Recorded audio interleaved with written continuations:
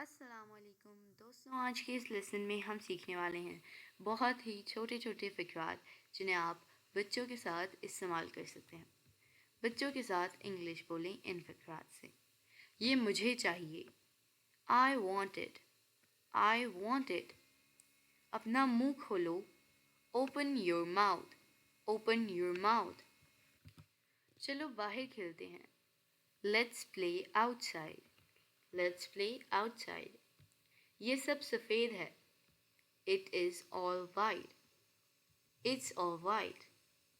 मेरे दांत में दर्द है, I have a टूथिक, I have a टूथिक। वाह क्या ही बाइक है, what a nice bike, what a nice bike. ये किसकी मोटरसाइकिल है, who's bike is this, who's bike is this.